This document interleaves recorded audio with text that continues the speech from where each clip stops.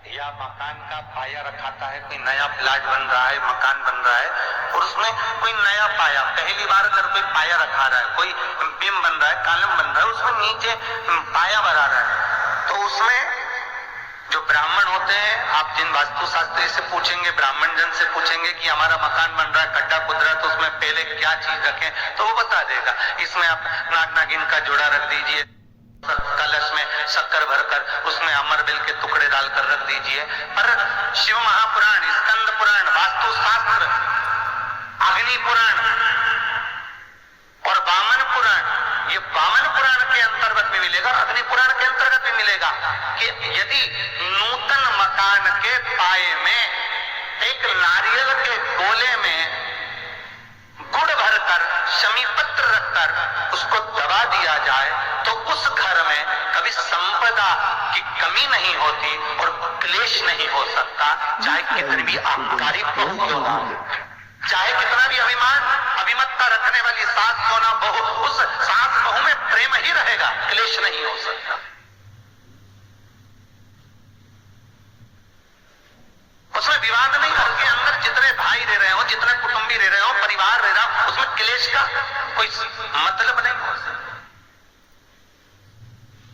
चलो याद करिए, पुराने समय में कितना प्रेम होता था भाइयों में, सत्य बोलना, बहनों में, भाइयों में, बुआओं में, इतना बड़ा परिवार और ऐसा प्रेम रहता था, कोई जमीन मांगे ना जायदाद मांगे, ना दुकान का हिस्सा मांगे, ना रकम मांगे, इतना प्रेम कहां से आता था। तो पुरानी बात याद करो, पहले के समय में सीमेंट के मकान बनते थे क्या? अरे बोलते जाओ, नहीं, क्या होता था, चूना मंगवाया जाता था, मिट्टी मंगवाई जाती थी, उसमें गुड़ मिलाया जाता था, बोलो मिलाते थे कि नहीं मिलाते थे, गुड़ मिलाया जाता था और उसमें थोड़ा सा उसको चिकना करने के लिए खोपरे का तेल डाला जाता था। अब वास्तु रीति में तो हमने ये सब चीज छोड़ दिया, हमने ये सब चीज समाप्त कर दिया कि ना तो हम उसमें गुड़ मिला रहे हैं, ना कोई वस्तु मिला रहे हैं, बस सीधे सीमेंट खरीद के लाए और लगा दिया गया। पर उसका वास्तु तत्व क्या है, उसका वास्तु आना, जैसे कोई बहुत बीमार व्यक्ति है, बहुत बीमार है, बहुत बीमार, और उसको कोई औषधि नहीं लग रही, उसको कोई औषधि काम ही नहीं कर रही, तो आप जब उसको भोजन कराएं, पानी पिलाएं, आप उसको कुछ भी खिलाएं, चाहे जूस पिला रहे हो, भोजन करा रहे हो, चाहे सूप पिला रहे हो, उसका मुख यदि आप पूर्व में रखकर खिलाएंगे तो 15 दिन के अंदर वो अपने हाथों से भोजन करना चालू कर देगा, 15 से 16वां दिन नहीं होगा। पर यदि आप उसको उत्तर का मुख रखकर, आप उसको पश्चिम का मुख रखकर बीमार व्यक्ति को अगर भोजन कराएंगे, दक्षिण का मुख रखकर भोजन कराएंगे, तो उसको औषधि लगने में बहुत समय लगता है महाराज। औषधि, इसको 15 दिन बहुत हो गए।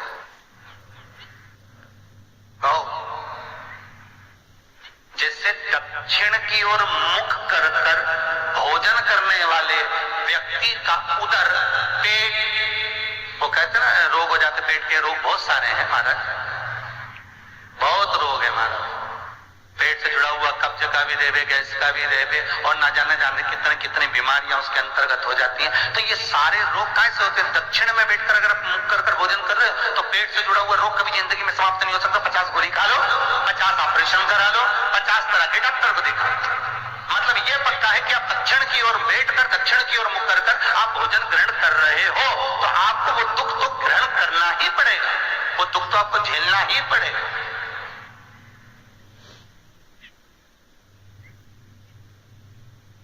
तो भगवान शिव की कथा कर रही है, स्कंद पुराण वर्णन कर रही है महाराज, सुंदर अग्नि पुराण और वामन पुराण कर रही है।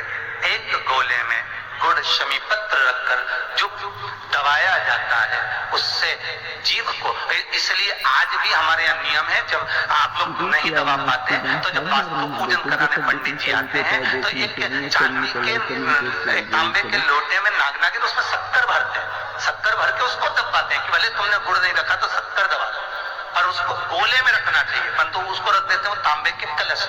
नियम वही है पर उसको चेंज कर दिया गया समय अवस्था में कर दिया कि उसमें तांबे का कलश रखो, चांदी का नाग नागिन रखो, शक्कर भरो, फिर दबा। पर नियम वो है कि नारियल का गोटा हो, गुड़ भरा हो, उसमें भले तुम नाग नागिन रखो चाहे कुछ भी रखो, पर समीप पत्र अगर रख दिया तो नाग नागिन की भी जरूरत नहीं है। समीप पत्र रख दिया तो वास्तु की मूर्ति रखने की भी जरूरत है। समीप पत्र में 33 कोटि देवता एक एक पत्ती के रूप में उस समीप पत्र के भीतर विराजमान रहते हैं, जिसको हम विराजमान कर रहे होते। सुख समृद्धि वैभव आनंद देव। बेलपत्री के पेड़ के नीचे हल्दी का शिवलिंग का निर्माण करो। हल्दी पिसी हुई हल्दी का शिवलिंग का निर्माण करो, उसका पूजन कर घी का दिया लगाकर भगवान शंकर की वही हल्दी का शिवलिंग का तिलक अपने हृदय पर चाहे पुरुष हो चाहे स्त्री हो, अपने हृदय पर कंठ के पास उस तिलक को लगाएं और बाबा का विसर्जन उसी बेलपत्री के पेड़ के नीचे जल डालकर कर दे। महाराज यश मिलना प्रारंभ हो जाता है। केवल ये यश के लिए ही नहीं होता, इसका एक क्रम और है। मान लो आप किसी मीटिंग में बैठे हो, किसी अच्छी जगह पर बैठे हो, किसी कंपनी के इंटरव्यू में बैठे हुए हो, कोई कंपनी आपके कॉलेज में आई है और आप उसमें सिलेक्ट नहीं हो रहे, तो उसके लिए भी ये कार्य पूर्ण है उसके लिए। और ये कहां पर भी काम आता है महाराज। मान लो आप किसी कार्य के लिए जा रहे हो और वो कार्य बहुत जरूरी है कि इस व्यक्ति से मुझे ये पैसे निकलवाना है, इस व्यक्ति से मुझे ये काम निकलवाना है, और वो व्यक्ति बहुत दिन से हाथ में आ ही नहीं रहा, तो उसके लिए भी ये कार्य किया जाता है। अर्थात कीर्ति शुद्ध हो, पवित्र हो और यश की प्राप्ति। हल्दी का शस्त्र। स्त्री कहे कि हम शंकर की आराधना कर सकते हैं, हाँ। स्त्री कहे हम शिव को स्पर्श कर सकते हैं, हाँ, क्यों नहीं। क्या हम हनुमान चालीसा पढ़ सकते, क्यों नहीं। अगर सुंदरकांड पढ़ सकते, क्यों नहीं। हनुमान और शिव एक ही, हनुमान और शिव एक ही स्वरूप है, और उस स्वरूप का स्पर्श होना कोई गलत नहीं। कई लोग कहते हैं हनुमान जी के मंदिर में दिया लगाएं कि ना लगाएं, क्यों नहीं। भगवान शंकर पर जो जल चढ़ता है वो उत्तर दिशा की ओर क्यों जाना चाहिए, ठीक है। और पूजन करने वाले व्यक्ति को महाराज दक्षिण में बैठकर उत्तर की ओर मुख कर शंकर का अनुमोदन क्यों करना चाहिए, ठीक है। जब हम शिव जी की अर्चना करते हैं तो आराधना होना चाहिए उत्तर की ओर, ठीक है। दक्षिण की ओर से हम बैठे हैं, जहां भगवान का जल जा रहा है महाराज उस ओर देखते हुए, अर्थात उत्तर की ओर हमारा मुख होकर हम भगवान के शंकर की आराधना करें। जैसे पूर्व अभिमुख होकर शिव की जो आराधना करी जाती है वो एक श्रेष्ठता का फल देगी, मना नहीं। पश्चिम की ओर मुख कर जो शंकर की आराधना करी जाती है उसका फल मिलेगा, मना नहीं है। पर दक्षिण में बैठकर उत्तर की ओर मुख कर जब हम शंकर की आराधना करते हैं उसका जो फल होता है वो शीघ्र प्राप्त होता है। पर ज्यादातर लोग कैसे करते हैं, आप लोगों ने भी तो करा होगा, बोलो जरा जम के। कहां बैठते हो महाराज जी, उत्तर की ओर तो जलाधारी का मुख है, ऐसे एक सहज भाव। ये शिवलिंग है, ये जलाधारी, ये उत्तर की ओर है, तो तुम लोग कहां बैठोगे। ये यहां जा रही है तो ये शिवलिंग है तो तुम इसके सामने बैठोगे, कि जल यहां से जा रहा है तुम उसके सामने बैठो। पर बैठना कहां चाहिए, जहां शिवलिंग है यहां से जल बह रहा है तो यहां बैठो। फिर बाद में लोग कहते हैं महाराज जी हम तो शंकर जी के खूब पूजन करते हैं, हमने तो खूब अनुष्ठान करा और फल कम क्यों मिला। उसका कारण है पूर्वाभिमुख होकर करोगे मिलेगा पर थोड़ा समय लगेगा, पश्चिम अभिमुख होकर करोगे मिलेगा, थोड़ा समय लगेगा। पर शिव आराधना में जब दक्षिण में बैठकर उत्तर का मुख कर जहां शिव का जल जाता है, बस यहां बैठकर अगर आप शंकर की आराधना कर रहे हो तो वो कामना पूरी होने में देर नहीं लगती, कार्य जल्दी ही पूर्ण हो जाता। पर दुनिया के लोगों तो वही हिसाब से जाते हैं, जैसे शंकर जी के मंदिर में जाओगे इधर पानी बह रहा है तो तुम सामने जाके जल चढ़ाना चाहोगे या उधर बैठकर जल चढ़ाना चाहोगे। तुम्हारी जो इच्छा है, तुम्हारी जो आनंद है।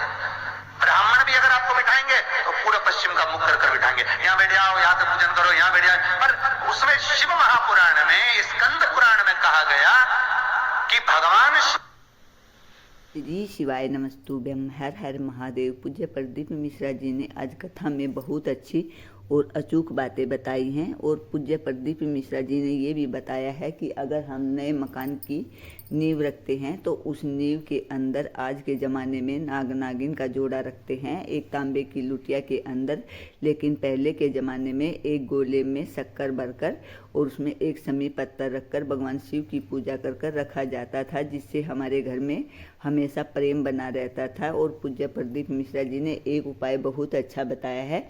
पूज्य प्रदीप मिश्रा जी ने बताया है कि अगर घर में कोई बहुत बीमार व्यक्ति है तो उसे बेल पत्तर के पेड़ के नीचे हल्दी का शिवलिंग तैयार करना चाहिए और उस शिवलिंग का एक तिलक अपनी छाती पर लगाना चाहिए और फिर उस शिवलिंग को वहीं पर जल डालकर विसर्जित कर देना चाहिए। पूज्य प्रदीप मिश्रा जी ने ये भी बताया कि अगर कोई पेपर या कोई परीक्षा है तो उसके लिए भी यह उपाय बहुत अच्छा और अचूक है। और पूज्य प्रदीप मिश्रा जी ने बहुत खास और अच्छी बात बताई है कि हमें कभी भी दक्षिण दिशा की तरफ मुख कर कर भोजन नहीं करना चाहिए। हमें भोजन हमेशा पूर्व दिशा की तरफ मुख करके करना चाहिए। अगर आपको पूज्य प्रदीप मिश्रा जी की कथा और उपाय अच्छे लगे तो प्लीज़ मेरे चैनल को लाइक, कमेंट और शेयर ज़रूर करें। मेरा चैनल है धार्मिक वीडियो पूनम शर्मा हरियाणा।